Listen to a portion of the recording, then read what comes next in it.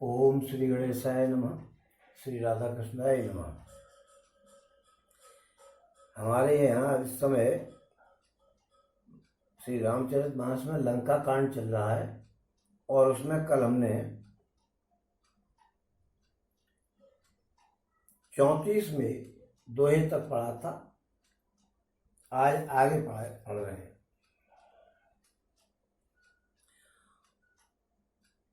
ओम cotton Meghnad सम सुबटे उठे हर्षाय। Cotton Meghnath सम सुबट उठे हर्षाय। दोबारा शुरू करना, गलती हो गई। अभी पहले ही गलती कर रहे हैं तो कैसे काम चलेगा। हनुमान जी कृपा करो। ओम श्री गणेशाय नमः। श्री राधा कृष्णाय नमः। कल हमने जो है लंका कांड में 34वें दोहे तक पढ़ा था। आज 34वें दोहे से आगे चल रहे हैं। ओम कोटिन मेघनाद सम सुबट उठे हर्षाय। झपटे टरेन कपिचरन पुण्य बैठे सिरनाय। ओम भूमि न छाड़त कपिचरन देखत रिप मद भाग। कोट बेगंते संत कर मन जिमे नीति न त्याग। ओम कपि बल देख सकल ही हारे। उठा आप कपि के पस चारे। और कहत चरण कह बाल कुमारा मम पद कहे न तोर उवारा। तो कल जो है बाली ने अपना पैर जमा दिया था रावण की सभा में और उसको हिलाने तक के लिए रावण के बड़े बड़े योद्धा लग गए। करोड़ों योद्धा वीर जो बल में मेघनाथ के समान थे, हर्षित होकर के उठे और वे बार बार झपटते हैं पर बानर का चरण उठता नहीं है। तब लज्जा के मारे फिर सिर नवा करके जाकर के वहीं बैठ जाते हैं। जैसा करोड़ों विघ्न आ जाने पर भी संत का मन नीति को नहीं छोड़ता है। देखिए, संत का मन जो है वो नीति को नहीं छोड़ता है, नियम धर्म पर जरूर चलेगा। हालांकि आजकल तो संतों के मन बड़े बड़े वैसे हो गए, खतरनाक टाइप के, लेकिन यहाँ तो जो वास्तव में संत हैं उनका जिक्र हो रहा है। और हम लोगों में तो भैया संत आए क्या, आप लोग तो खैर संतों के भी संत हैं और जो कुछ है सो है ही। आप तो आजकल के संतों को तो आपसे तुलना ही नहीं की जा सकती। आप लोग तो आप ही हैं जो करोड़ों विघ्न आने पर भी संत का मन नीति को नहीं छोड़ता है। नीति नहीं छोड़नी चाहिए। गीता जी में भी भगवान ने कहा है कि जो थोड़े से कष्ट को देख करके और अपने नियम धर्म को छोड़ देगा उसका कोई नियम धर्म है ही नहीं। इसलिए अपने नियम धर्म को नहीं छोड़ना चाहिए। चाहे बहुत बड़ा कष्ट आ जाए, चाहे थोड़ा सा कष्ट आ जाए, लेकिन कष्ट सहन करके भी अपने नियमों का पालन करना चाहिए। और वैसे ही बानर अंगद का चरण पृथ्वी को छोड़ता नहीं है। यह देख करके शत्रु रावण का मद चूर हो गया। उनने की सबरा घमंड चूर, एक पैर को नहीं हिला पा रहे हैं उनके एक दूध के को, तो उनसे क्या लोगे भाई। आप लोग हमें विचार करना चाहिए कि वो जो एक पैर को नहीं हिला पा रहे अंगद के को, हनुमान जी गए थे तब तो नाश उड़ाए आए थे सबरा। और हालांकि अंगद ने भी एक आदमी को मार दिया वहां, लेकिन हनुमान जी ने जो कितने मारे थे। अब ऐसे विचार नहीं करना चाहिए इन बात पे, लेकिन हनुमान जी और अंगद जी का तुलसीदास जी ने मतलब कंपेरेटिव स्टडी कराई है कि हनुमान जी गए विनम्रता से सीता जी से मिले। माता से मिलने के बाद उन्होंने कितने ही लोगों को मार दिया। और अंगद जी है तो वो केवल उन्होंने एक ही आदमी को मारा है, किसी और आदमी को मारा नहीं। रावण के पुत्र को पछीड़ दिया और उसके अलावा फिर उन्होंने वार्तालाप की है। और हनुमान जी ने तो बिल्कुल बात ही नहीं की, वो तो मौन जा करके बैठ गए, श्रीमान जी करके रावण से बोले, बड़ी सम्मान दे करके। क्यों, हनुमान जी सब बातों को समझते ही, वो तो जानते हैं कि रावण हमारा भक्त है, इसलिए इससे ज्यादा अपमान पूर्वक बात नहीं करनी चाहिए। इन्होंने कोई ऐसी अपमान पूर्वक बात हनुमान जी ने उनसे नहीं की रावण से। और अंगद को तो इतनी जानकारी नहीं होनी चाहिए। भगवान जी है भाई, अंगद कहाँ, भगवान जी थोड़ा ही अंगद। उन्होंने एक आदमी को मारा और भगवान ने सैकड़ों को मार दिया पहले ही राउंड में। आप जरा ये देख रहे कि कैसा कंपेरेटिव स्टडी कराई है तुलसीदास जी ने। ओम कपि बल दे के सकल ही हारे, उठा आप कपि के परचारे, गहत चरण के बाल कुमारा, मम पद गहे न तोरवा। जब रावण ने देखा कि कोई उठा ही नहीं पा रहा है, मेघनाथ वगैरह और वैसे वैसे सैकड़ों हजारों आदमी हार गए। हालांकि ये बात एक अलग है कि मेघनाथ की टक्कर पर कोई आदमी नहीं था वहां जो उनकी बराबरी ताकत में कर सकता, लेकिन फिर भी आदमी उसके समान तो होंगे ही। और सैकड़ों करोड़ों आदमी वैसे उठा उठा करके, जितने राजा रावण के दरबार में जितने भी योद्धा थे वो सबने प्रयास किया, इसका ये मतलब है। उन्होंने सबने प्रयास किया और बड़े बड़े योद्धा आए। देखो भैया, यहाँ कुंभकर्ण नहीं आया, क्यों? वो तो सोने में लगा हुआ था, उसको तो कोई मतलब ही नहीं है दुनियादारी से।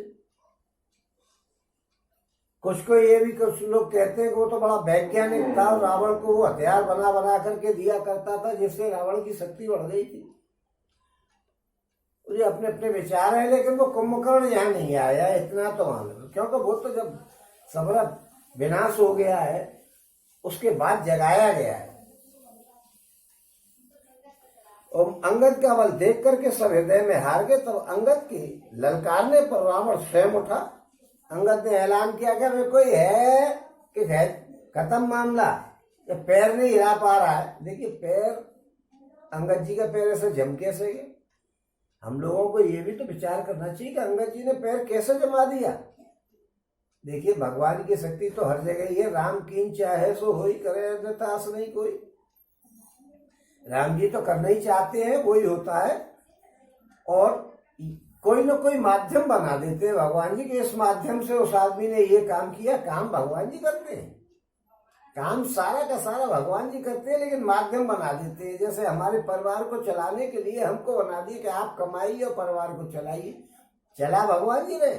हमको क्या मिलेगा, क्या कितना कमा करके लाएंगे, कैसे परिवार को चलाएंगे, ये सारी हाथ में भगवान जी के में। लेकिन हमको मुखिया बना दिया कि आप इसको कमाइए और बच्चों को पालिए। ऐसे ही भगवान जी ने कोई ना कोई माध्यम बताया। अभी थोड़ी देर में वो कहेंगे तो सब कुछ भगवान जी करते हैं, हाथों से कुछ नहीं करते। उन्होंने आदमी नियुक्त कर दिए, जैसे मंत्रिमंडल में मंत्री बना दिए, कैसे आपको आप देखिए, ऐसे ही सब भगवान जी ने नियुक्त कर दिया है सबको। तो अंगद को नियुक्त कर दिया था कि तुम इस काम को जाकर के करिए, लेकिन वो काम क्या था, किसके माध्यम से किया? अंगद को और हनुमान जी को और जामवंत जी को, इन तीनों को प्राण विद्या आती थी। वो प्राण विद्या ऐसी थी कि उससे वो उनका शरीर मजबूत हो जाता था और जो करना चाहते थे वो कर देते। तो उन्होंने पैर जो जमाया था वो प्राण विद्या से जमाया था। प्राण की विधि होती है, उससे उन्होंने जमा दिया था और फिर पृथ्वी जो है उसने पकड़ लिया था पैर को। और तो कुछ लोग ये भी कहते हैं कि शेषनाग जी ने कस लिया था कि उखड़ नहीं जाए कहीं, नहीं तो सीता जी को हारने का वचन बोल दिया था अंगद ने। और जब रावण उठ करके आया तो उसने ललकारा का वेश शर्म कर, कहा मेरे पैरों में पड़ रहा है, भगवान जी के पैरों में पड़, जिससे तेरा उद्धार हो जाए। मैं तो क्या एक बानर हूं और बच्चा हूं, तो बुढ़ा हो गया, ये भी सोच करके नहीं चल रहा है कि मैं किसके पैर पकड़ रहा हूँ, छोटे के पकड़ रहा हूँ कि बड़े के पकड़ रहा हूँ। विधान तो ऐसा है कि बड़े आदमी के पैर छोटे छोटे, इसलिए उसने कहा अंगद जी ने, अरे भाई मेरे पैर पकड़ने से क्या फायदा होगा, भगवान के पैर पकड़ो, जब भी तुम्हारी जान बचेगी। और कहस न राम चरण सठ जाई, सुनत फिरा मन अति सकुचाई। और भयो तेज हत श्री सब गई, और मध्य दिवस जिम शशि सोहई। और सिंहासन बैठे सिरनाई, मानव संपत्ति सकल गवाई। जगदाप तमा प्राणपति रामा, तासु विमुख किम लय विश्राम। और मरे मूर्ख, तू जा करके श्री राम जी के चरणों को क्यों नहीं पकड़ता है? ये सुन करके वो बहुत ही सकुचा गया और सकुचा करके लौट गया। और उसकी सारी श्री जाति ने जो तेज था चेहरे पे, वो सब फीका पड़ गया। और वो ऐसा तेजहीन हो गया जैसे रावण, जैसे मध्याह्न काल में चंद्रमा का तेज फीका पड़ जाता है, ऐसे इसके चेहरे की हवाइयां उड़ गई, सब सूख गए कि ये क्या हुआ। पैर नहीं उखड़ रहा राम जी के एक दूत का। यानी देखिए यहाँ कितना कमाल हो रहा है। पहले हनुमान जी गए, उसकी लंका में आग लगाया है। अरे हनुमान जब सैकड़ों हजारों आदमियों को मारे आए, जो सामने आया वो मार आई और पूरे वाटिका को उजाड़ कर रख दिया। और अब की बार अंगद बाबू गए तो उन्होंने जाते ही लड़के को मार दिया। पहले से जो भयभीत थे वो कांप गए, भैया जो फिर कोई बंदा आ गया। और अब जाने क्या करेगा। पहले लंका जलाई थी, ले दे के हमने टिप टॉप करा के मकानों को सही कराया है। अब ये फिर आकर के जला जाएगा तो अब हम पे पैसे भी नहीं है, क्योंकि अभी कमा भी नहीं पाए जब तक ये दोबारा आ गया। तो उनको मकानों के जलने की फिर चिंता हो गई थी। तो उन्होंने जाकर के वो धुआंधारी ने 2 आदमी भेजे, दोनों काम तमाम करे आए। हालांकि बताते तो ये है कि जब राम जी ने रामेश्वरम की स्थापना की थी तो ब्राह्मण के लिए यह बताया था कि पांडित्य कर्म कौन करेगा। तो इस चक्कर में जामवंत जी को वहां भेजा था तीसरे राउंड में। और नहीं, वो तो पहले ही भेजा था, लंका के बाद में, अंगद से पहले, क्योंकि लंका में तो ये जलाई आए थे हनुमान जी। हनुमान जी के बाद बीच में एक बार जामवंत जी और गए थे, ऐसा भी विधान बताया गया। इस पुस्तक में नहीं है ये बात। तो उन्होंने कहा भाई से रामेश्वरम की स्थापना में ब्राह्मणत्व का काम कौन कराएगा, पांडित्य का?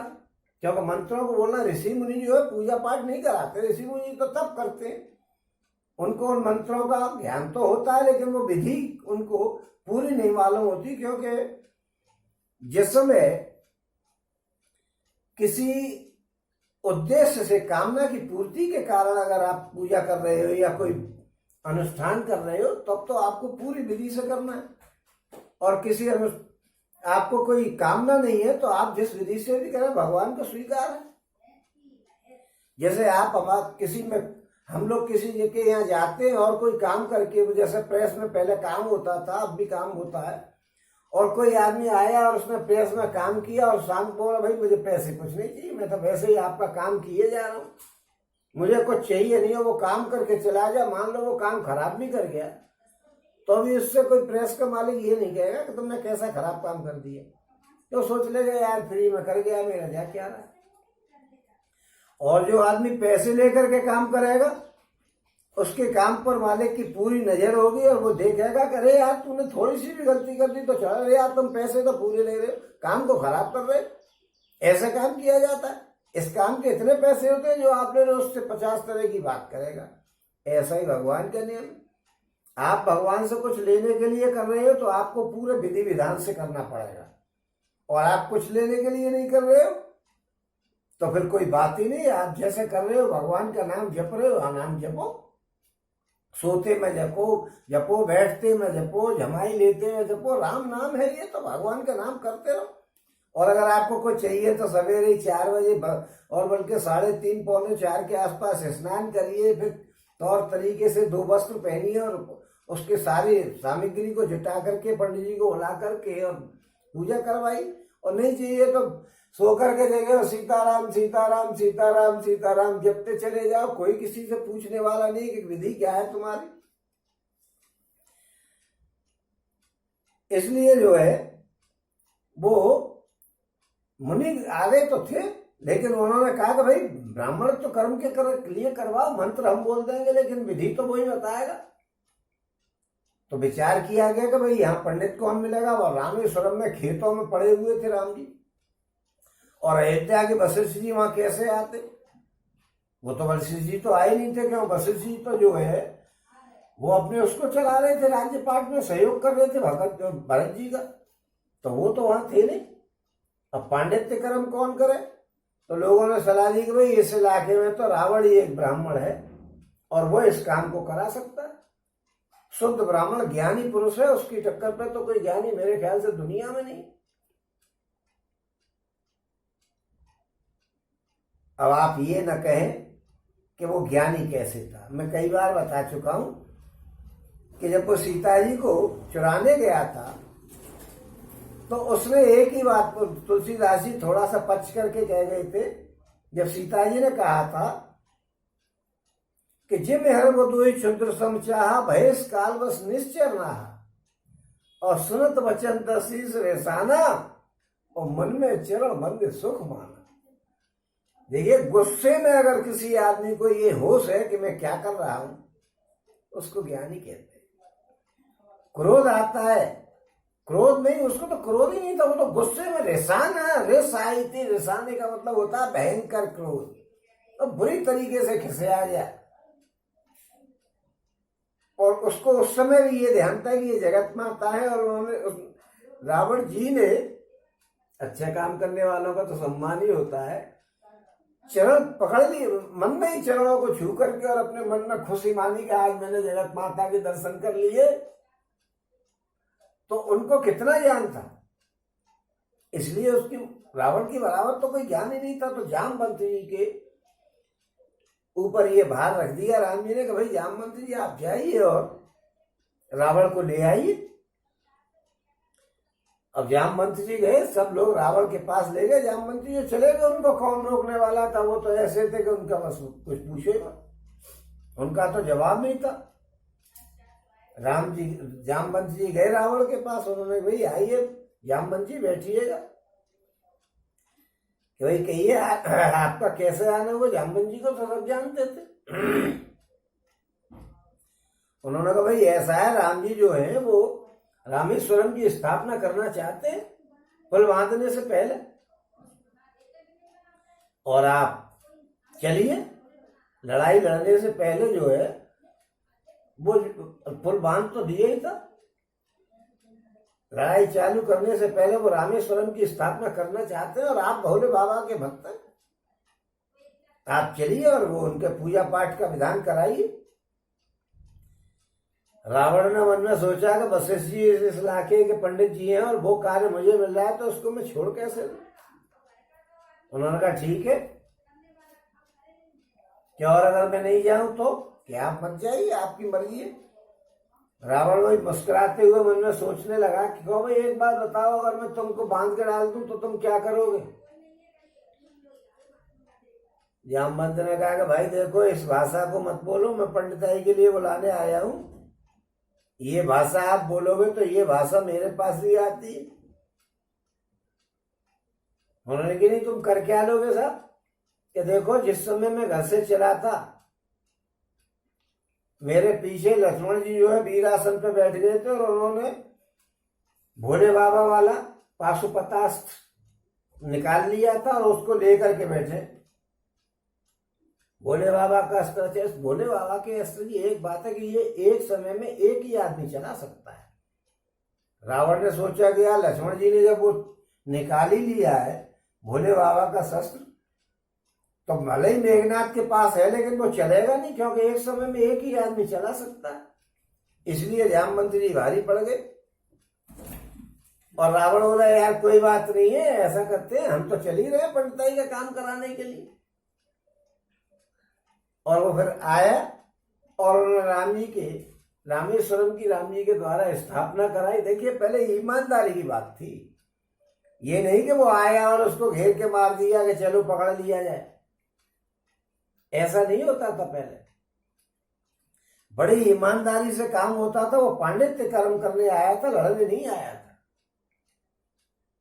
और उसने जाकर के पूजा पाठ कराया। जैसे जामवंत और भीमसेन की लड़ाई जो होती थी तो वो सुबह से शाम तक लड़ते थे, शाम को दोनों तीनों चारों जने एक साथ भोजन करते थे, जामवंत और भीम दोनों। और जामवंत जो है, जामवंत नहीं, जरासंध जो है वो भीम को बढ़िया से बढ़िया भोजन कराता था। ये नहीं कि ये सवेरे कमजोर पड़ जाए तो मैं मार तब भी लूंगा, ऐसा कुछ नहीं था। और बढ़िया से बढ़िया तलवार या गदा जैसा युद्ध करेगा वो उसका सामान देता था, वही छांट ले इसमें से। और बहुत बढ़िया हंसी मजाक करके और रात को काटते थे वो सभी लोग मिलकर के, कन्हैया जी, अर्जुन और भीम और जरासंध। तो वहां ईमानदारी थी। ऐसे ही ईमानदारी अभी तक यहाँ है। भागवत महाभारत में भी ईमानदारी बाद में खत्म हो गई है, और थोड़ी सी जगह पे जाकर के यहाँ भी ईमानदारी गड़बड़ हो जाएगी, लेकिन इस समय तक पूरी ईमानदारी बनी हुई है। तो रावण आया और उसने करवा दिया विधान से और चला गया, दक्षिणा भी ले गया। भाई पंडित जी को तो देखो दक्षिणा चाहिए, बगैर दक्षिणा के पंडित जी का काम कैसे चलेगा। हालांकि रावण राजा था लेकिन पांडित्य कर्म की दक्षिणा तो ले गए।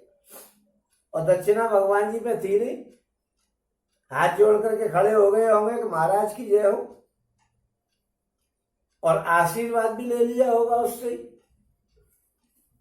कि भाई मुझे आशीर्वाद दो विजयी भव का। तो एक बार हनुमान जी गए, दूसरी बार जामवंत जी गए। जामवंत जी का जिक्र हमारी इस पुस्तक में नहीं है। और तीसरी बार अंगद जी गए। तो ये तीन ही उन्होंने लोग देखे थे। तो जामवंत जी तो केवल उनको समझा करके और लाए थे। खैर उसने देखा कि कोई पैर नहीं हटा पाया। दोनों वानर जो है वो कमाल करके गए हैं। एक ने लंका जला दी और एक ने पूरे पहलवानों के मान का मर्दन कर दिया। अरे हनुमान जी ने किसी से कुछ नहीं कहा था। हनुमान जी तो पकड़ लिए तो पकड़ लिए। कोई आकर के बेइज्जतीपूर्ण बात कर रहा है तो कर रहा है। वो तो साधु जैसे साधु होते हैं, समदर्शी, वो समदर्शी का रोल अदा करके आए थे। ओम सिंहासन बैठे सिर नाई, मानव संपत्ति सकल गवाई। ओम वो सिंह अपने सिर को नीचा करके सिंहासन पर जाकर के बैठ गया, मानो उसकी सारी संपत्ति खो गई हो। श्री रामचंद्र जी जगत भर के आत्मा और प्राणों के स्वामी हैं। उनसे विमुख रहने वाला शांति कैसे पा सकता है? उनसे विमुख रहने वाला शांति कैसे पा जाए? इस पे एक बात तो मैं आपको बता ही दूं, तो उनसे विमुख रहने वाले की शांति कैसे भंग हो जाती है। एक बार यह बिहार की बात है, सच्ची घटना है। एक भगवान जी के भक्त थे, तो वो भगवान का भजन जरूर करते थे, राम जी की कथा को जरूर कहते थे। अपने घर पे रहते थे तो घर पे भी कहते थे, और वो जहां भी जाते थे वहां मंदिर में निवास करते थे, और मंदिर में ही वो कथा रोज कहते थे। और राम जी की कथा का ऐसा विधान है, सप्ताह श्रवण तो भागवत जी का होता है, लेकिन राम जी की कथा का 9 दिन का विधान है। तो वो एक गांव में गए, उन्होंने मंदिर पे ही रुकते थे। मंदिर के पुजारी जी से कहा कि भाई साहब मैं यहाँ पर राम जी की कथा कहूंगा, आपको कोई ऐतराज तो नहीं है? बोले भाई तुम कहोगे तो सही, गांव में से तो कोई सुनने आता ही नहीं। बोले गांव में सुनने नहीं आता तो मुझे क्या लेना, गांव वालों से आएंगे आ जाएंगे, नहीं आएंगे नहीं आएंगे, मुझे कथा करनी है। मेरे हनुमान जी इष्टदेव हैं, वो कथा सुनेंगे, राम जी सुनेंगे और भोले बाबा का परिवार सुनेगा। मुझे आपसे और कोई आदमी आएगा आ जाएगा, नहीं आएगा नहीं आएगा, मुझे तो कथा कहनी है। पुजारी ने कहा कि भाई ठीक है कह लेना कथा। कोई लेकिन गांव का सुनने नहीं आएगा कि कोई नहीं आया, मेरे हनुमान जी हैं, राम जी हैं, भोले बाबा हैं, सब हैं। ठीक है साहब। तो वो राम है। एक दिन की कथा हो गई, कोई नहीं आया। दूसरे दिन की कथा हो गई, कोई नहीं आया। तीसरे दिन की कथा हो गई, एक आध आदमी देखने आया कि ये कथा कर रहे क्या है। चौथे दिन की कथा हो गई तो 3-4 आदमी आ गए। 5वें दिन की कथा हुई तो एक सेठ आए देखने के लिए, वही ये कर क्या रहे भाई, देखे तो सही कैसी कथा हो रही। अच्छा सेठों में थोड़ी भक्ति भावना भी होती है, लेकिन वो कंजूस बहुत होते हैं, अपने धंधे को नहीं छोड़ते। क्योंकि शास्त्रों में भी बताया कि बनिए को कितना भी पैसा कमा ले उसका मन नहीं भरना चाहिए, वो अड़ाना नहीं चाहिए पैसे से। उसकी यही लालसा होनी चाहिए कि 2 हैं तो 4 कर लूं। ऐसा विधान शास्त्रों में बताया वैश्यों के कर्म में। उसने देखा कथा हो रही है तो राम जी बोले हनुमान जी से मंदिर के अंदर, जिस समय वो कथा को सुनने के लिए आया था सेठ, कह रहे भाई हनुमान जी कि हाँ साहब, कहिए यार भक्त हमारा पूजा कर रहा है, इसको इस बार 1000 रुपए दक्षिणा के दिलवा दीजिए। हनुमान जी बोले साहब आपकी जैसी आज्ञा हो कि जब पूजा खत्म हो इनकी, जब पूरी हो 9वें दिन, तो इनको दक्षिणा में जो है वो 1000 रुपए दिलवाए जाए। हनुमान जी बोले ठीक है सर, आप जैसी आज्ञा करेंगे वही होगा, इनको 1000 रुपए जिस दिन कथा पूरी होगी दे देंगे, दिलवा देंगे। बनिया ने सुनी कि यार 1000 रुपए ये इनको कथा सुनने वालों को और आखिरी दिन मिलेंगे, तो अच्छा उनको कोई मतलब नहीं था। बनिया ने सोची कि यार तो ये 1000 रुपए झंडने चाहिए किसी तरीके से। उसने फौरन प्लान बनाया कि मैं इस पुजारी को आज ही जो है 500 रुपए दे देता हूँ और सेटिंग कर लेता हूँ कि भाई दक्षिणा जो है वो मेरी और 500 रुपए मैं दक्षिणा में चढ़ा दे रहा हूँ, ये आपके। जबकि भगत जी को कोई मतलब नहीं था, पूजा पाठ कर रहे हो तो कर रहे हो, कोई दक्षिणा की तरफ लिए थोड़ा ही कर रहे थे। जब कथा पूरी हुई तो सेठ जी आए उनके पास कि महाराज आप जो कथा कर रहे हो इसमें चढ़ाया तो आता नहीं, कि भाई चढ़ाया से मुझे क्या मतलब, मैं अपनी कथा कह रहा हूं, मुझे क्या मतलब है आए आए नहीं आए। बोले ऐसा करता हूं मैं आपको 500 रुपए चढ़ा देता हूं, आप जिस दिन आखिरी दिन हो उस दिन जो आया वो मुझे दे देना। बोले ठीक है कोई बात नहीं, आप उस दिन के सारे पैसे ले जाना कि मैं आज आपको 500 रुपए दे जाता हूँ। बोले ठीक है जैसी आपकी मर्जी, आप जो चाहो सो करो। उन्हें उस दिन के पैसे मैं ले लूंगा कि साहब अरे मुझे तो कोई मतलब ही नहीं, मुझे तो कथा कहनी है। सेठ जी ने खट से 500 का नोट एक निकाल करके और उनको कथा में जो भगत जी थे भगवान के उनको दे दिया। उन्होंने कहा ठीक है भाई जो आए उस दिन आप ले जाना, मुझे कोई मतलब नहीं। सेठ जी ने सोची कि 500 रुपए का फायदा हो जाएगा। उस समय 500 रुपये बहुत होते थे, करीब ऐसी बात है जो करीब 1995 के आसपास की बात है, अभी कोई ज्यादा पुरानी नहीं, लेकिन 500 रुपए होते। होने की ठीक है साहब। तो वो गए साहब, चले गए। अब कथा सुनने रोज आए और भगवान के जो भक्त थे उन्होंने प्रसाद की पूरी तैयारी कराई। जब 500 रुपए पहले ही मिल गए तो फिर 500 रुपए आ गए तो प्रसाद की पूरी तैयारी हुई। गांव वालों ने देखा यार प्रसाद बड़ा तगड़ा बन रहा है, तो फिर सब जो है प्रसाद वाले दिन सब प्रसाद लेने के लिए पूरा गांव बहरा करके आ गया कि भाई चलो लेके आए प्रसाद। और फिर तैयारी पूरी थी, सबने प्रसाद पाया और ले लेकर के सब चले गए। बनिया महाराज ने अपनी 9 दिन की कथा हो गई थी, वो लगाया और लगा करके पूरा टेंट अपना समेट करके जो कथा की पुस्तक वगैरह थी उसको लगा करके कथा के सामग्री को और ले करके वो और चलने लगे। तो सेठ ने कही कि महाराज वो विदा उसके दक्षिणा के पैसे तो मुझे दो। बोले भाई वो तो तुमसे बात हो गई, तुम देखो दक्षिणा को, मुझे कोई मतलब नहीं, मैं तो कथा कर रहा था, दक्षिणा मैंने देखी भी नहीं आई है कि नहीं आई है, अगर होगी तो वो वही रखी होगी। सेठ जो है भाग करके गया, देखा उन्होंने कि भाई यहाँ दक्षिणा कुछ है नहीं। उन्हें कि यार दक्षिणा तो मैं है नहीं भैया, जो कुछ भी हुआ हो वो तुम्हारा है, मुझे नहीं मतलब, आपकी दक्षिणा थी, मैंने तो तय कर लिया था, मैं चला, मेरी कथा पूरी हुई, अब मुझे किसी और गांव में जाकर के कथा कहनी। उनका नियम था हर गांव में जाते थे और नियम में कथा कहते थे। उन्हें ठीक है साहब, वो गए साहब, वो चल दिए। उन्हें कि तू ले ले।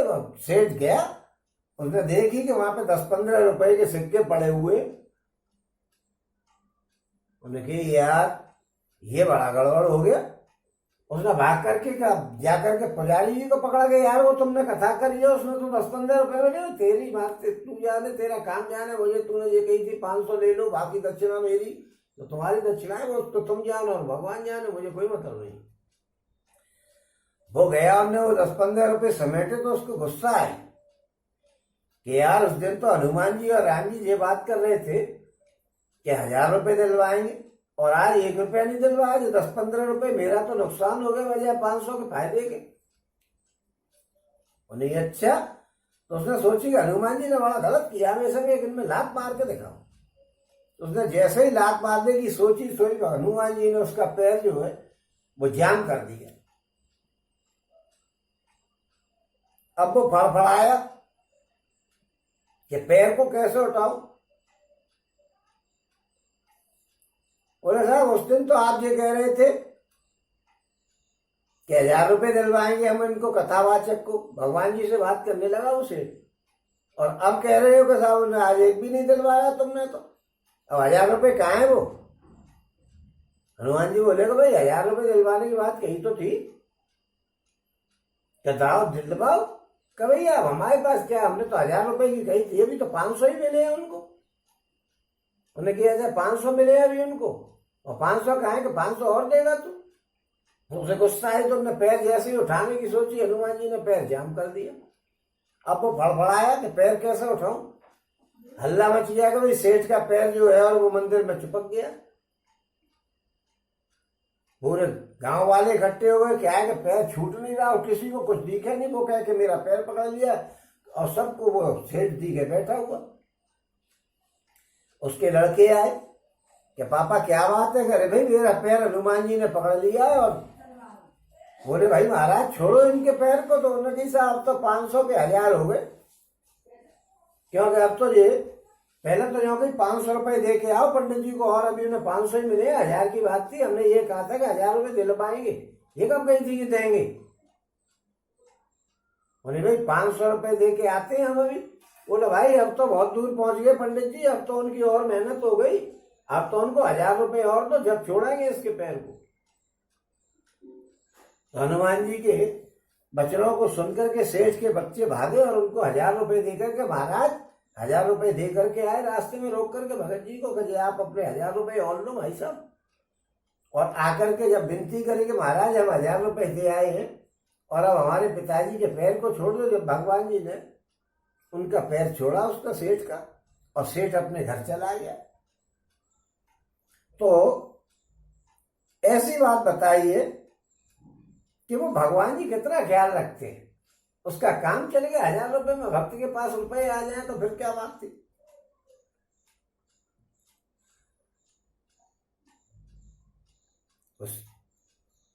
तो भगवान जी भक्तों के पूरे करने वाले।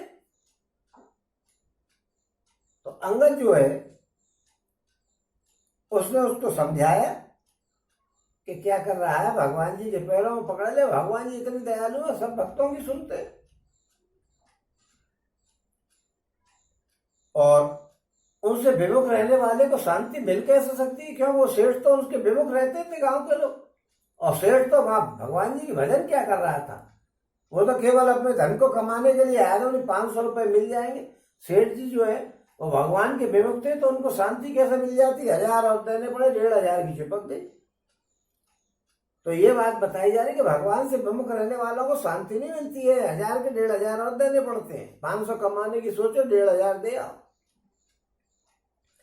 ओम उमा राम की भ्रकुट विलासा होए, विश्व पुण्य पावे नासा, और तुरंते कुलिस कुलिस तृण करई, तासु दूत पल कहो किम टरई। ओम पुण्य कपि कही नीत विद नाना, मान न ताहि कालो नियराना। और रिप मद मति प्रभु सुजस सुनायो, यह कही चले बाल न बजायो। ओम श्री जी कहते हैं कि हे उमा, जिन श्री रामचंद्र जी के भ्रू विलास यानी भौं के इशारे से विश्व उत्पन्न होता है और फिर नाश हो जाता है, जो तृण को वज्र और वज्र को तृण बना देते हैं, यानी अत्यंत महान बलशाली को तो कमजोर कर दे और कमजोर को बलशाली बना दे, उनके दूध का प्रण कैसे टल सकता था। उनके दूध का कहीं प्रण चलने वाला था। ओम फिर अंगद जी ने अनेकों प्रकार से नीति कही कि मान जा, पैरों में पड़ जा, नहीं मारा जाएगा। उन्होंने कई उदाहरण दे दे करके समझाया कि ये भगवान जी हैं, पर रावण की समझ में एक भी बात नहीं आई। क्या उसका काल निकट आया हुआ था, शत्रु के गर्भ को चूर करके अंगद ने उसको प्रभु श्री रामचंद्र जी का श्रेयस सुनाया और फिर वह राजा बलि का पुत्र ये कहकर के चल दिया कि ठीक है भाई, तेरी मर्जी है, अब तुम हार गए, तुम्हारी क्या औकात है। और क्या कहकर के चल दिए अंगद जी, ओ महतो न खेत खिलाए खिलाई और तोय अवही का करो चढ़ाई, प्रथमे तासु तने कप मारा, सो सुन रावण भय दुखारा। और जातु धान अंगद पन देखी, भय व्याकुल सब भय विशेषी। रणभूमि में तुझे खिला खिला करके मारेंगे, अभी क्या बड़ाई करे तुझसे, क्या कहे तुझे, रणभूमि में खिला खिला के मारेंगे। और अंगद ने पहले ही सभा में आने से पहले ही उसका एक लड़का मार दिया था। उसका समाचार सुनकर के रावण बहुत दुखी हुआ। तो अंगद का प्रण सफल देख करके सब राक्षस भयभीत हो गए और बड़े व्याकुल हो गए कि भैया आगे कुछ और नहीं कर बैठे थे। और रिपुवलद हरस कपे बाल तनय बल पुंज, पुलक शरीर नयन जल गहे राम पद कुंज, राम पद कुंज। ओम शत्रु के बल का मर्दन करके बल की राशि बाली पुत्र अंगद जी ने हर्षित होकर के आकर के श्री रामचंद्र जी के चरण कमलों में सिर नवाया और आकर के पैर पकड़ लिए। उनका शरीर पुलकित है और नेत्रों में आंसू भरे हुए आनंद के। और सांझ जान दस कंदर भवन गयो बिलखाए, मंदोदरी रावण है बहुर कहा समझाए। संध्या हो गई जान करके दस ग्रीव बिलकता हुआ, यानी उदास होकर के, बिलकता रोता हुआ नहीं गया था, मन में बड़ा दुखी था, गात तो बड़ी तगड़ी बेइज्जती हो गई। और मंदोदरी ने रावण को समझा करके फिर कहा, फिर ले गई मंदोदरी, क्योंकि भैया प्राइवेट नौकर की पत्नी है, सरकारी नौकर की पत्नी होती तो सोच लेती कल मरे सो आज मर, आज मरे सो अब, और पल में पल्ले होगी, बहुत मरेगा कब, मेरे जाने कभी मर, कल से तू मर गया था, मेरे पूरी पेंशन की मालिक मैं होंगी, जबरदस्ती तो छुड़ा के तो मैं अब भी ले लेती हूँ, लेकिन ये है कि भयभीत होकर के देता है तो फिर तो मैं मालकिन ही होंगी, भय के मारे तो वो अब भी देता है। उन्होंने ले गई समझाने के लिए और कहा कि कंत समझ मन तजो कुमति, और सोह न समर तुम्हें रघुपति, रामानुज लगो रेख कचाई, सो नहीं नागो अस मनुसाई। और पिय तुम ताहे जितव संग्रामा, जाके दूत केर यह कामा, और तो कौतुक सिंधु नाग तब लंका, आयो कपि के हरि शंका। और रखवारे हत विपिन उजारा, देखत तोय अच्छ ते मारा, जार सकल पुर कीने से छारा, कहाँ रहा बल गर्व तुम्हारा। अपति मृषा गाल जन मारो, मोर कहा कछु हृदय विचारो, पति रघुपति नृपति जन मानो, और अग जगन्नाथ अतुल बल जानो। बान प्रताप ज्ञान मारीचा, तासु कहा नहीं माने नीचा, जनक सभा अगणित भूपाला, रहे तुमो बल अतुल विशाला। ओम एकांत मन में समझ करके विचार करिए, द्रौपदी समझा रही कि मन में समझ करके विचार करो और कुबुद्धि को छोड़ दो। आपसे और श्री रघुनाथ जी से, आपसे और श्री रघुनाथ जी से युद्ध शोभा नहीं देता है। आप रघुनाथ जी से युद्ध करें ये बात अच्छी नहीं है।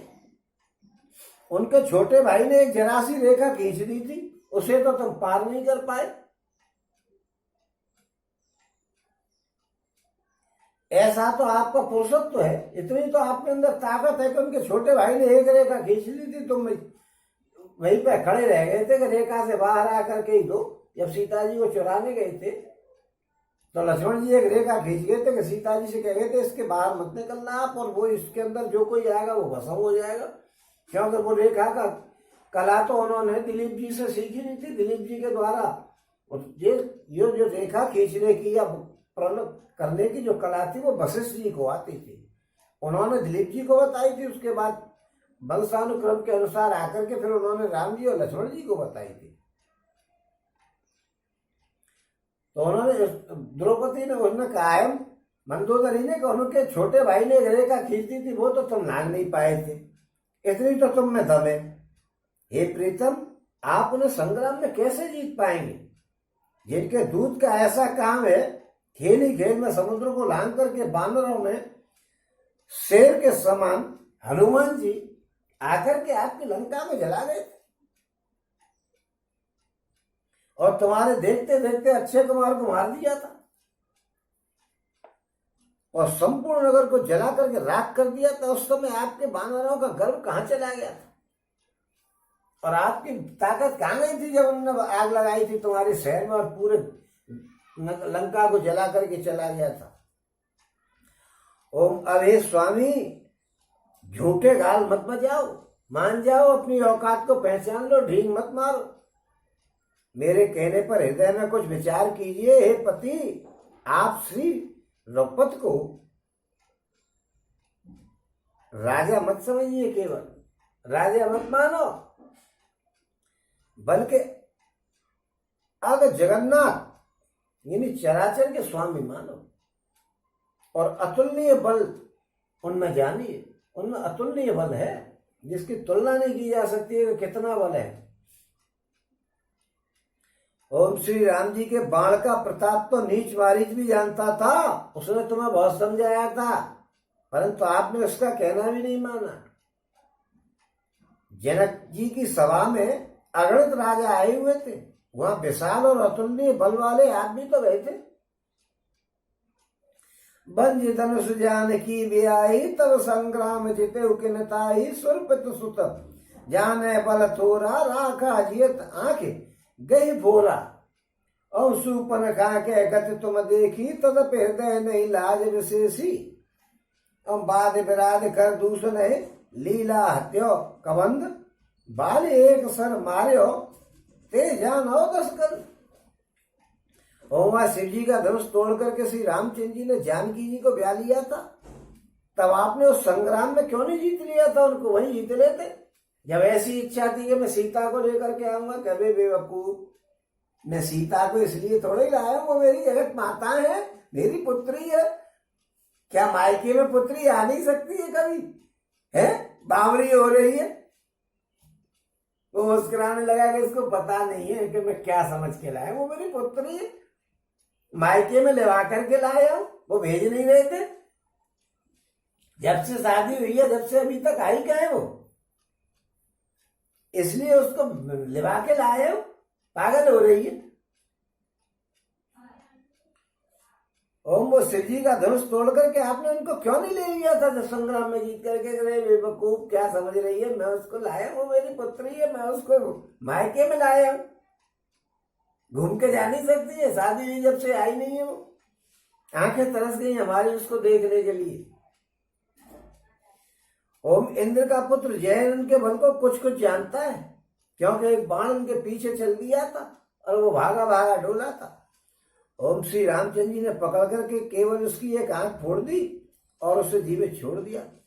सुपर्णखा की दशा तो आपने देख ही ली है, तो अभी आपके हृदय में उनसे लड़ने की बात खत्म नहीं हो रही है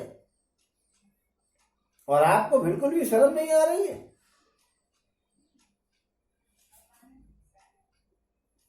जिन्होंने विराट और खरदूषण को मार करके लीला से ही कबंध को भी मार डाला था, उनको आप जीतने की बात कर रहे हो।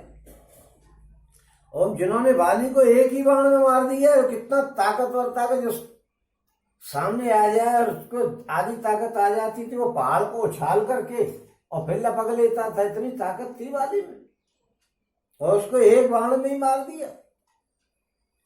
हे दशकंध, आप उन्हें जरा समझने का प्रयास करिए। और जय जलनाथ बधायऊ हेलाओ, तरे प्रभु दल सहित सुवेला, कारुणिक दिन कर कुल केतु, दूत पठायो तब हित हेतु। और सभा माज जय तब बल मथा, और करे सब बरूत महु मृगपति जथा। और अंगद हनुमत अनुचर जाके, रन बांको रे वीर अति बांके। और जिन्होंने खेल ही खेल में समुद्र को बांध दिया, और जो प्रभु सेना सहित सुवेल पर्वत पर आकर के उतर गए, उन सूर्यकुल के ध्वजा स्वरूप करुणामय भगवान ने आपके हित के लिए ही तो दूत भेजा है, और आपने उसका कहना नहीं माना। ओम जिसने बीच सभा में आकर के आपके बल को उसी प्रकार मत डाला जैसे हाथियों के झुंड में आकर के शेर उसको छिन्न भिन्न कर देता है झुंड को, तुम्हारे सब्र बल की धूलू करा दी है। और रण में बाके अत्यंत विकट वीर अंगद और हनुमान जिनके सेवक हैं, उनकी क्या बराबरी है।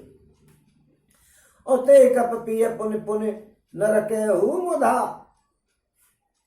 मान ममता मद बहू अह कंत कृत राम विरोधा, काल विवश मन उपजन बोधा। और हे पति, उन्हें आप बार बार मनुष्य कहते हैं, आप व्यर्थी मान ममता और मद का बोझ ढो रहे।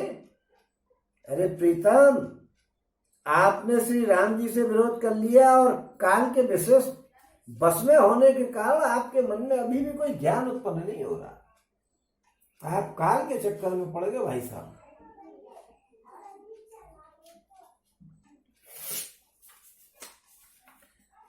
काल दंड गए काऊ न मारा, हरे धर्म बल बुद्धि विचारा, निकट काल जय आवत साही, तो ते भ्रम होए तुम्हारी ही नहीं। काल डंडा लेकर के किसी को नहीं मारता है,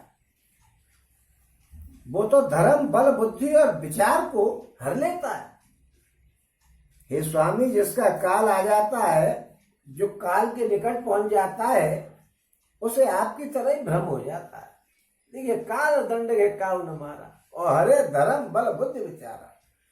जिस आदमी की मौत आनी है, वो या तो अपने धर्म पे से हट जाएगा,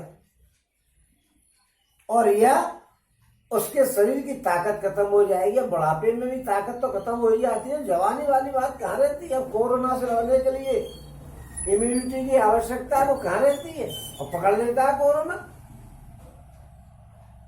और बुद्धि काम नहीं करती है, और विचारों को वो बिल्कुल हर लेता है कि विचार करने की शक्ति नहीं रहती कि किसी काम को अच्छा करूं या नहीं करूं, और मारा जाता है।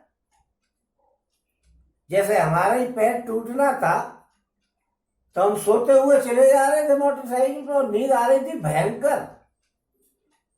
बुद्धि में ये नहीं आया कि हमको नींद आ रही है तो रुक जाए कहीं, सोच ही नहीं पाए, क्योंकि बुद्धि हर ली, काम तो होना ही था। काल दंड के काऊ ने मारा, हरे धर्म बल बुद्धि विचारा।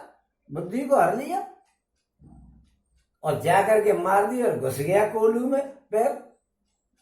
तो ये भगवान ने क्या किया, कोई उन्होंने डायरेक्ट आके पैर तोड़ा है? उन्होंने तो बुद्धि हर ली थी कि सो नहीं पाएगा जी, और रास्ते में कि एक कप चाय पीते बैठ करके किसी ढाबे पे, तो काय को टूटता पैर। और लड़के की शादी करने के लिए यहाँ बैठे हुए थे, तो निमंत्रण यही बांट लेते, वहां जाने की क्या जरूरत थी ऐसा कि पैसे ही बटोर लाए और निमंत्रण दिए आए, फोन पे ही कह देते। लेकिन नहीं, बुद्धि हर ली। ऐसे ही उसे बता रहे कि तुम्हारी बुद्धि हर ली है, तुम्हारी समझ में नहीं आ रही है। और वो यूं कह रहे, अरे बेवकूफ, मुझे संभाल में कि वो भगवान है, मैं तो सबका भला करा रहा हूं, तू बावरी हो रही है। कोई तो बहाना लू लड़ने का, कि ऐसे ही दिखा दूं कि मैं आराम से वैसे ही लड़ गया। गुस्सा भी तो आदमी को जब आती है, जब कोई भयंकर नुकसान हो जाए। और देश तुम्हारे दयुपुर अजहू पूर्व पिय देव, कृपा सिंधु रघुनाथ भजे नाथ विमल जस। हम आपके दो पुत्र मारे गए और नगर जल गया।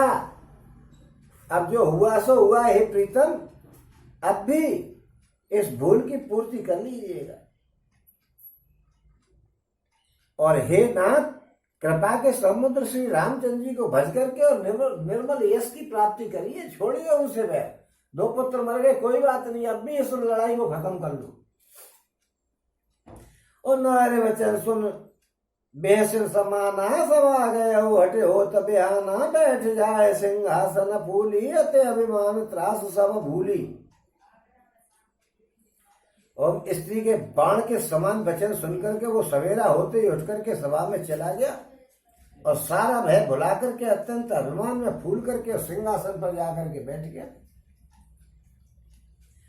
ओम यहाँ रामांगद बुलावाए चरण पंकज सिर नावात आदर समीप बैठारी बोले बेहस कृपालु करारी बाल तनय कौतुक अति मोहि तात सत्य कहो पूछो तो ही रावण जातु धान कुल टीका अभुजबल अतुल जासु जल लीका।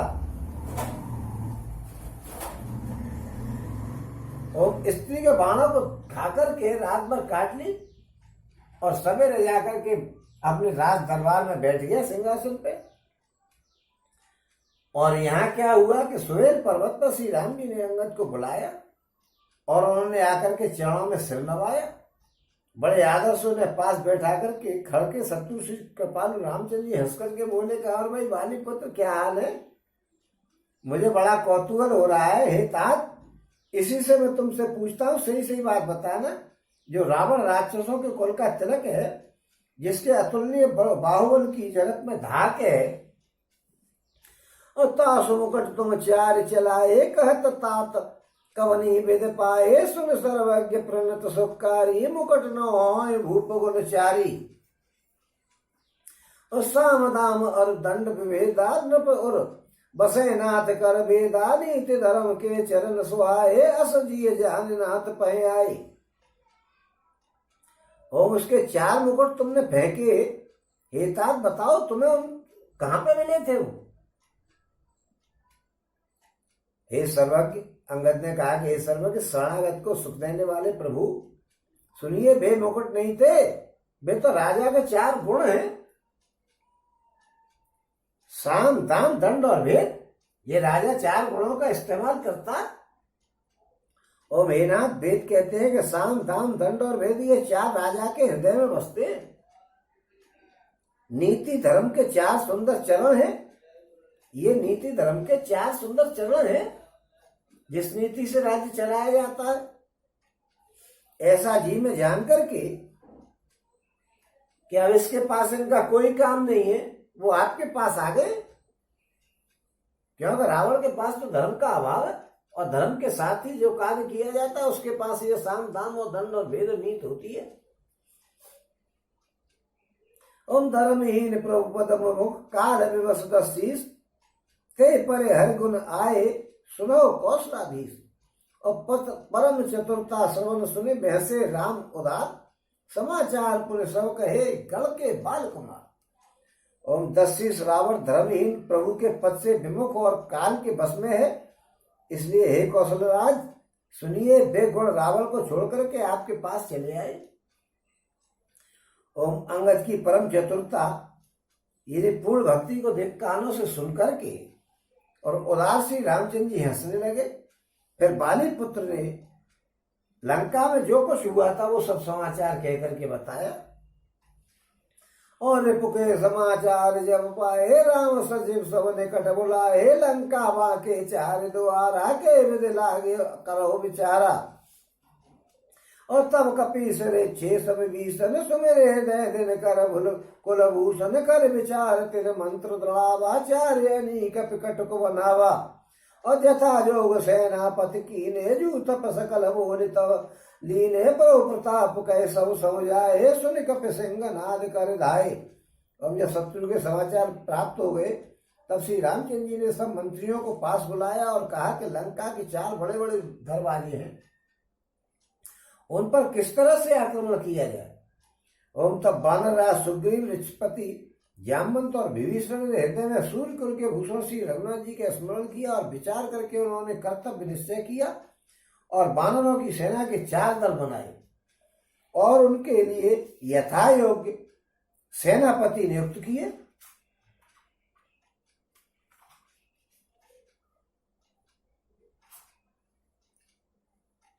ओम युद्धपतियों को बुला लिया और प्रभु का प्रताप कहकर के सबको समझाया, जिसे सुनकर के बानर शेर के समान गर्जना करके और दौड़ने लगे।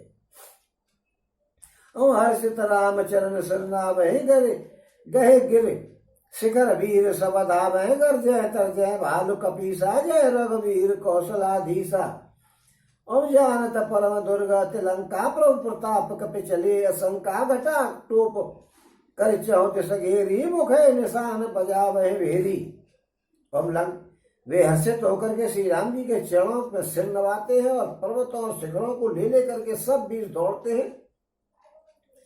ओम कौशल राज श्री रघुनाथ जी की जय हो पुकारते हुए भालू और बानर गरजते हैं और ललकारते हैं। ओम लंका को अत्यंत अजय किला जानते हुए भी बानर प्रभु श्री रामचंद्र जी के प्रताप से निडर होकर के चल दिए। चारों ओर से घिरी हुई बादलों की घटा की तरह लंका की को चारों दिशाओं से और घेर करके वे मुंह से ही डंके की और भेड़े की आवाज निकालने लग गए। और जय राम जय लक्ष्मण जय कपीश सुग्रीव गर्जे सिंहनाद कपे भालु महाबल सी। और महाबल की सीमा में बानर भालू सिंह के समान ऊंचे स्वर से श्री राम जी की जय हो, लक्ष्मण जी की जय हो, बानर राज सुग्रीव की जय हो ऐसी गर्जना करने लग गए। और लंका भयो कुल हलवारी सुना दसानन अति अहंकारी देखो वरन बनरन केर डिटाई ऐसे साचर से न बुलाई। वाहे कीस काल के प्रेरे क्षुधावंत सब निश्चर मेरे अस कहे अट्टहास सब कीना सठ कीना ग्रह बैठे आहार विद दीना। और लंका में बड़ा भारी कोहराम मच गया। अत्यंत अहंकारी रावण ने उसे सुनकर के कहा कि बानरों की ढिठाई तो देखो, ये कहते हैं कि कहते हुए और हंसकर के उसने राक्षसों को सेना को बुलाया और बंदर काल की प्रेरणा से चले आए। मेरे राक्षस सभी भूखे हैं, विधाता ने इन्हें घर बैठे भोजन दे दिया। ऐसा कहकर के उस मूर्ख ने अट्टहास किया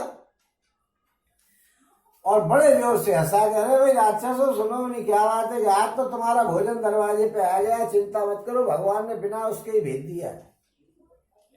और सुबट सकल चारे किस जाहू धर धर भाल कीस सब खाहू रावण है असभिमाना जिम खग सूत उताना। और चले निशाचर आय समागी कहे गह कर भिंड पाल बर सांगी तो मर मुदगर परसु प्रचंडा सूल कृपान परग गिर खंडा। और जिम अरुणो पल निकर निहारी धावे सट खग सांस आहारी। और चौच भंग दुख तिनहि न सूजा तिम धाये मनुजाद अबूजा। और हंस करके बोला करे, वीरों सब लोग चारों दिशाओं में जाओ और रीछ और बानरों को सबको पकड़ पकड़ करके खा जाओ। शिव जी कहते हैं कुमार रावण को ऐसा अभिमान था जैसे टिटहरी पक्षी पैर ऊपर करके सोता है, मानो आकाश को उसने ही रोक रखा हो। ओम आज्ञा मांग करके हाथों में उत्तम भिंदी पाल सांगी और तोमर मुदगर और प्रचंड फरसे सूल और दुधारी तलवार परदी और पहाड़ों के टुकड़े ले लेकर के और राक्षस चल दिए। और जिमे अरुणो पल निकर निहारी धावे सट खग मास आहारी चौच भंग दुख तिनहि न सूजा तिम धाये मन जाद अबूजा। और नाना युद्ध सर चाप धर जात दानवर वीर कोट कंगूरन चढ़ गए कोट कोट रणधीर। ओम जैसे मूर्ख मांसाहारी पक्षी लाल पत्थरों का समूह देख करके उस पर टूट पड़ता है और चौंच टूटने का दुख उन्हें नहीं सूझता है, वैसे वे बेसमझ राक्षस लड़ने के लिए दौड़ पड़े। वो अनेकों प्रकार के अस्त्र शस्त्र और धनुष बाण धारण किए हुए करोड़ों बलवान और रणधीर राक्षस वीर परकोटे के कंगूरों पर चढ़ गए। और कोट कंगूरन सो है कैसे मेरु के श्रृंगर जन घन बैसे। और बाजे ढोल निशान जुझारू सुन धुन हो है बटन मोना चारू। और बाजे भेर नफीर नगा अपारा सुन कादर और जाए दरारा देखें जाए कपिन के ठट्टा। वो देखे जाए कपिन के ठट्टा अति विशाल तनु भाल सुभट्टा। और धावे गनहि न अवघट घाटा पर्वत पोर करे गहे बाटा कटकटा है वो ओटन भटगर जय दस ओट दसन ओट काटे अति तरजे। ओम में परकोटे के कंगोरों पर ऐसे सुशोभित हैं मानो सुबेर पर्वत के शिखर पर बादल जाकर के बैठ गए। जुझारू ढोल और डंके आज बज रहे हैं ध्वनि सुनकर के योद्धाओं के मन में लड़ने का चाव हो रहा है। अग्नित नफीरी और भेड़ी बज रही है, जिन्हें सुनकर के कायरों के हृदय में दरार पड़ रही है। उन्होंने जाकर के अत्यंत विशाल शरीर वाले महान योद्धा बानर और भालुओं के समूह को देखा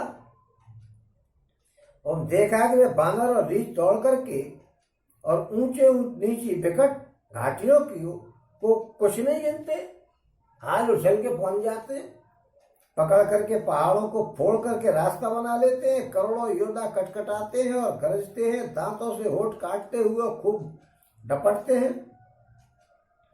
उतरावन राम दोहाई, जयत जयत जय परी लराई, निश्चर शिखर समूह डहावे, कूद धरहे कपि फेर चलावे। और उधर रावण की और इधर श्री राम जी की दुहाई बोली जा रही है। जय हो जय हो जय हो की ध्वनि होते ही लड़ाई छिड़ गई। और राक्षस पहाड़ों के ढेर शिखरों को फेंकते हैं। बानर कूद करके उन्हें पकड़ लेते हैं और वापस उन्हीं के ऊपर चला डालते हैं।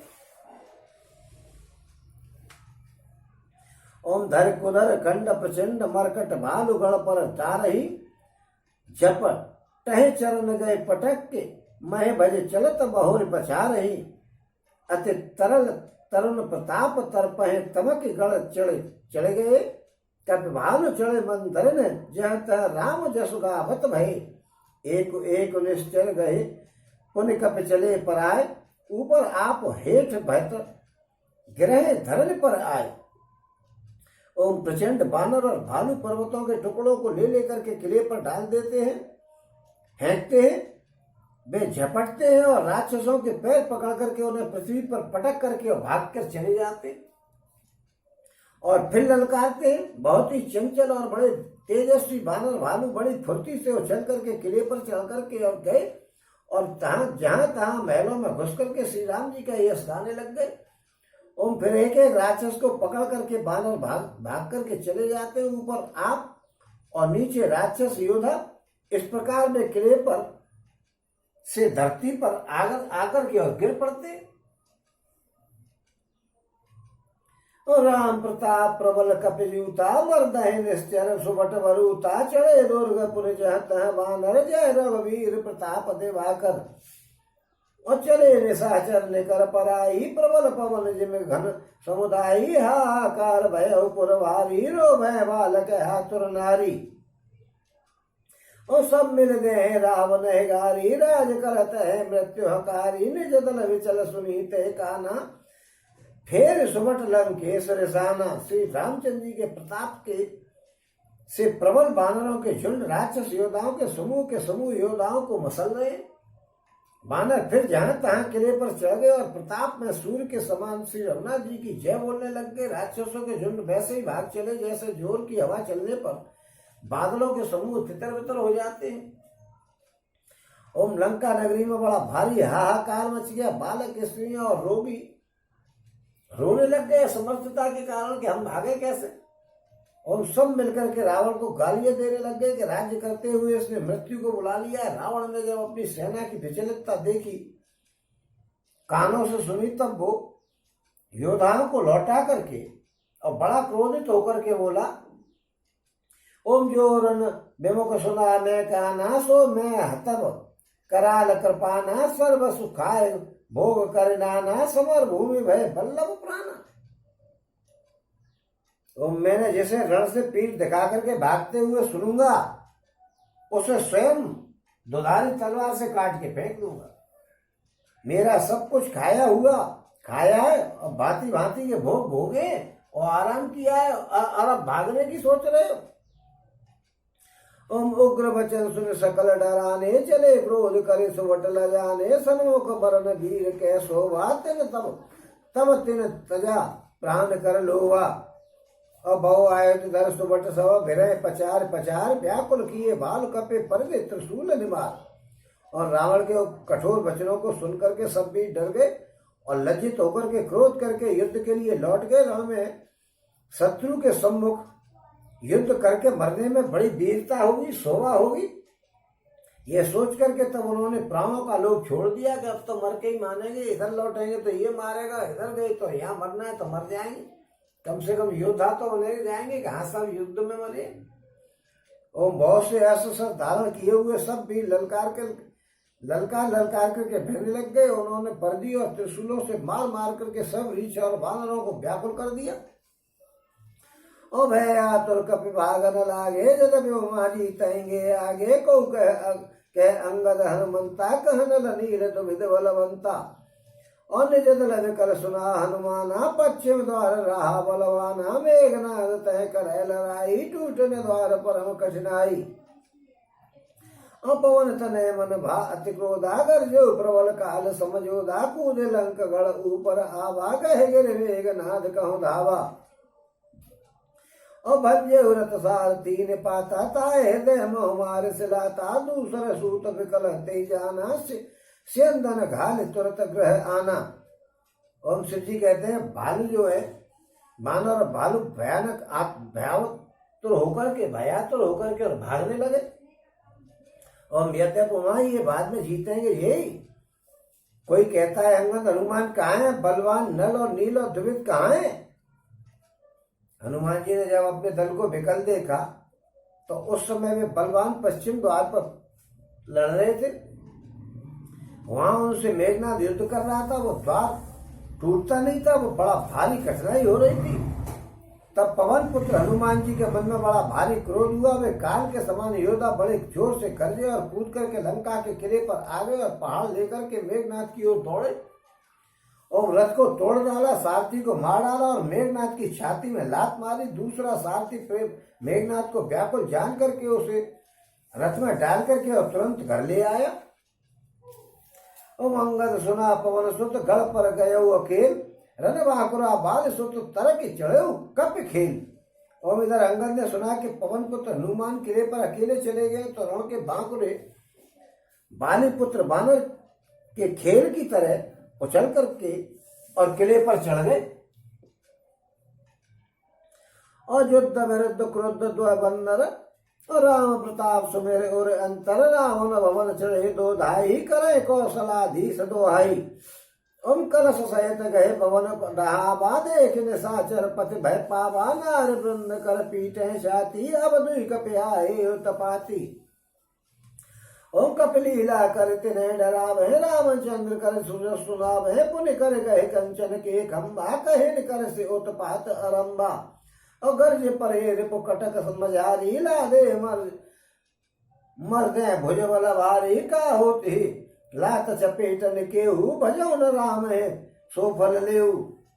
ओम युद्ध में शत्रुओं को विरुद्ध दोनों भारत क्रुद्ध हो गए और हृदय में श्री राम जी का प्रताप स्मरण करके दोनों दौड़ करके रावण के महल पर चढ़ गए और कौशलाधीश राजा की श्री राम जी की दुहाई बोलने लग गए। उन्होंने कलश सहित महल को पकड़ करके ढहा दिया। यह देख करके राक्षस राज रावण डर गया। सब स्त्रियां हाथों से छाती पीटने लगी और कहने लगे कि अब की बार दोनों उत्पाती वानर एक साथ आ गए। पहले तो एक एक करके आए थे। ओम वानर लीला करके घुड़की दे करके और दोनों उनको डराते हैं और श्री रामचंद्र जी का सुंदर यश सुनाते हैं। फिर सोने के खंभे को हाथों से पकड़ करके उन्होंने कहा कि अब उत्पात आरंभ किया जाए। और ये गर्ज करके शत्रु की सेना के बीच में कूद पड़े और अपने भारी भुजबल से उसका मर्दन करने लग गए। किसी की लात से और किसी की थप्पड़ से खबर लेने लग गए और कहते हैं कि तुम श्री रामचंद्र जी के विमुख होने का फल भोगो। और एक एक सौ मर्दे तोर चढ़ावे मुंड। और एक एक सौ मर्दे तोर चढ़ावे मुंड। रावण आ गया परहते जन फूटे दल कुंड। तो हम एक को दूसरे से रगड़ करके मसल डालते हैं, सिरों को तोड़ करके फेंक देते हैं। वे सिर जाकर के रावण के सामने गिरते हैं और ऐसा फूटते हैं मानो दही के कूड़े फूट रहे हैं। महामुखिया जे पावे ते पद गए प्रभु पास चलावे। कहे विभीषण तिन के नामा दे राम तिन निज धामा। और जिन बड़े बड़े मुखिया इन सेनापतियों को पकड़ लेते हैं, उनके पैर पकड़ करके उन्हें प्रभु के पास भेज देते हैं। विभीषण उनके नाम बताते हैं और श्री रामचंद्र जी उन्हें भी अपने धाम को भेज देते हैं। राम जी उनको मार मूर के भेज देते हैं। और कल मनुजाद जामे से भोगी पावे गति जो चाचक जोगी उमा राम मृदु चित करुणा कर भैर भाव सुमृत मोहि निश्चर। और ब्राह्मणों का मांस खाने वाले भी नरभोजी दुष्ट राक्षस भी उस परम गति को पा जाते हैं जिसको योगी लोग भी या जिसके लिए योगी लोग भी याचना किया करते हैं। ओम शिव जी कहते हैं कि हे मां, श्री रामचंद्र जी बड़े ही कोमल हृदय और करुणा की खान है। वे सोचते हैं कि राक्षस मुझे बैर भाव से ही सही स्मरण तो करते हैं। और दे परम गति सोचिए जानी, अस कृपाल को कहो भवानी, अस प्रभु सुन न भजय भ्रम त्यागी, नरमति मंदते परम अभागी। हम ऐसा हृदय में जान करके वे उन्हें परम गति दे देते हैं। हे भवानी कहो तो ऐसे कृपालु भगवान के अलावा और कौन है। उन प्रभु का ऐसा स्वभाव सुनकर के भी जो मनुष्य भ्रम त्याग करके उनका भजन नहीं करते वे अत्यंत मंदबुद्धि के हैं और भाग्यहीन है। ओम अंगद और हनुमंत प्रवेशा कीन दुर्ग अस कह अवधेशा, लंका दो कप सो है कैसे, मध्य सिंधु द्वि मंदर जैसे। और श्री रामचंद्र जी ने कहा कि अंगद और हनुमान किले में घुस गए हैं। दोनों बानर लंका में कैसे विध्वंस करते हुए शोभा देते हैं जैसे दो मदराचल समुद्रों को मथ रहे हों।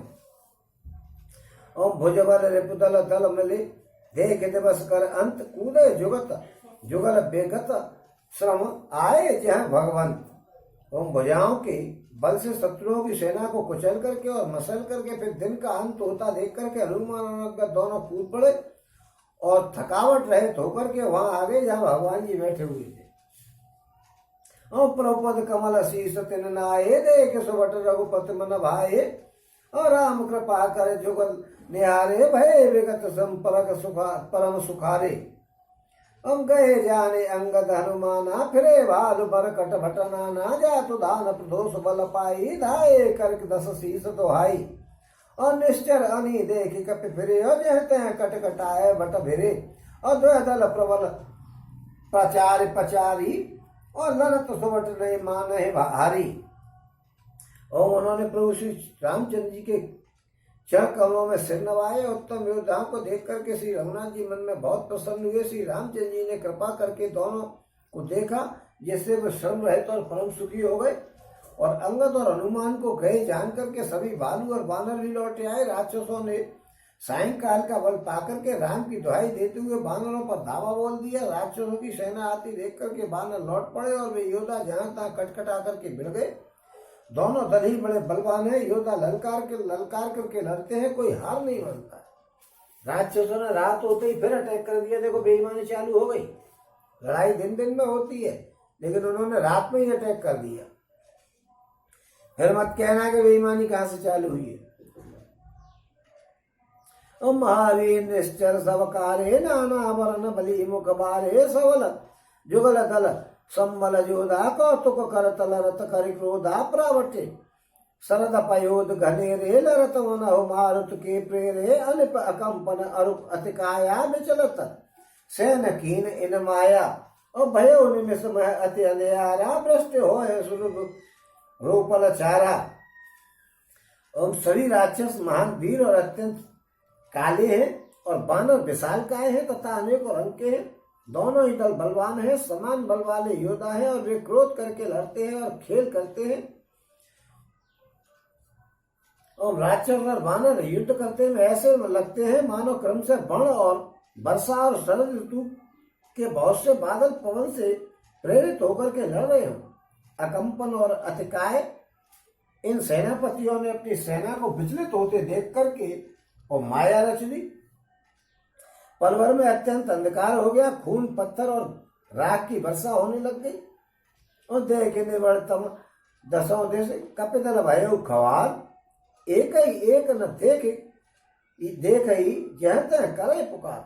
दसों दिशाओं में अत्यंत घना अंधकार हो गया और अंधकार को देख करके सेना में खलबली मच गई। एक को एक दूसरे का हाथ तक नहीं दिख रहा है, सब जहां तहां पुकार रहे। और सकल मरम रघुनायक जाना, लिए बोले अंगद हनुमाना, समाचार सब कह समुझाए, सुनित को बिकम कपि कुंजर धाये। और पुण्य कृपालो हंस चाप चढ़ावा, पावक सायक सपद चलावा, भयो प्रकाश कतहु तमन ना ही ज्ञान उदय जिन संशय जाही। और श्री रघुनाथ जी सब ऐसे को जान के उन्होंने अंगद और हनुमान जी को बुलाया और सब समाचार कहकर के समझाया। सुनते ही वे दोनों कपि श्रेष्ठ क्रोध करके दौड़े। ओम फिर कृपालु श्री रामचंद्र जी ने हंस करके धनुष चढ़ाया और तुरंत ही अग्नि बाण चला दिया। जैसे प्रकाश हो गया वहां अंधेरा रह ही नहीं गया। जैसे ज्ञान के उदय हो जाने पर संदेह दूर हो जाता है, ऐसे ही सारा अंधेरा दूर हो गया। बाल बलि मुख पाए प्रकाशा धाये हर्ष विकट समता सा हनुमान अंग धरन राजे। हाँ के सुनत रजनी चर भाजे। और भागत भट पट कहे धरे धरनी। और करे भाल कपे अद्भुत करने गए पद डारे सागर माही। मकर उर जस झरे धरे धरे खाई। तो भालू और बानर प्रकाश पाकर के श्रम और भय से रहित होकर के प्रसन्न होकर के दौड़ करके लड़ने लग गए। हनुमान और अंगद रण में गरज रहे हैं। उनकी हाथ सुनते ही राक्षस भागते हैं और भागते हुए राक्षस योद्धाओं को बानर और भालू पकड़ करके पृथ्वी पर दे मारते हैं और अद्भुत करनी करते हैं। पैर पकड़ करके उन्हें समुद्र में डाल देते हैं। वहां मगर सांप और मच्छ उन्हें पकड़ पकड़ करके खा जाते हैं। कछु मारे कछु भाए कछु गए गढ़ चढ़े पराए। गर्जे बाल बलि मुख रिपुदल बल बिचलाए। ओम कुछ मारे गए और कुछ घायल हो गए। कुछ भाग करके गढ़ पर चढ़ गए। अपने बल से शत्रु दल को विचलित करके रीछ और बानर गरज रहे हैं। और निशा जान का विचारे अनी और आए जहाँ कौशला धनी। और राम कृपा कर चितवा सब ही भय विगत श्रम बानर तवही। और ओहा दशानन सचिव हकारे सब सन कहे सुबट जे मारे। आधा कटक कपिल संघारा कहो वेग का करिए विचारा। ओम रात हुई जानकर के बानरों की चारों सेना है, चारों टुकड़ियां वहां आई जहां राम जी बैठे हुए थे। श्री राम जी ने जो ही उनको कृपा की दृष्टि दे देखा वो सब श्रम रहित हो गए। और वहां लंका में रावण ने मंत्रियों को बुलाया। जो योद्धा मारे गए थे उन सबको सबसे बताया कि भाई ये आदमी मारे गए हैं। तो उसने कहा कि बानरों ने आधी सेना का संहार कर दिया। अब शीघ्र ही बताओ कि क्या उपाय किया जाए। आधे लोग मार दिए बंदरों ने। माल्यवान अति जरठ निशाचर रावण मातु पिता मंत्री वर बोला वचन नीति अति पावन। सुनो तात कछु मोर सिखावन। और जब ते तुम सीता हरियाणी असगुन हो न जाय मकानी। वेद पुराण जासु जसु गायो राम विमुख काहुन सुख पायो। और माल्यवान नाम का एक अत्यंत ही बूढ़ा राक्षस था। वो रावण की माता का पिता था। ये रावण का नाना था। और अर्थात उसका नाम माल्यवान था और श्रेष्ठ वो मंत्री था रावण के यहाँ। वो अत्यंत पवित्र नीति के वचन बोला कि हितात कुछ मेरी भी सुन लो। जब से तुम सीता जी को हर करके लाए हो तब से इतने अपशगुन होने लगे हैं कि जिनका वर्णन नहीं किया जा सकता। और वेद पुराणों ने जिसका यश गाया है उन श्री राम जी से विमुख होकर के किसी ने सुख नहीं पाया। मैंने अभी बताया था कि सेठ का पैर पकड़ लिया था, विमुख होकर के पैसे कमा रहा था वहां पे, और पैर छूटे ही नहीं, हजार और देने पड़े। और हिरण्याक्ष भ्राता सहित मधुकैटप बलवान। जय मारे सोय अवतरे कृपा सिंधु भगवान। सियावर रामचंद्र पद जय शरणम शंकर हरिओम। जय जय श्री राम जय जय हनुमान हरि की जय। ओम मंगल वन मंगल हारी द्रवो सुदस तजर विहारी। दीन दयाल विरस संभारी हरो नाथ संकट भारी।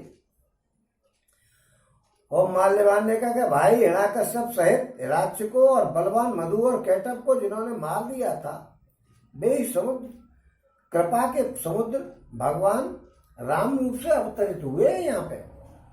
और यहाँ पे आकर के मास पर में 25वां विश्राम। बोलो सिया रामचंद्र भगवान की जय। बोलो सिया रामचंद्र भगवान की जय। बोलो सिया रामचंद्र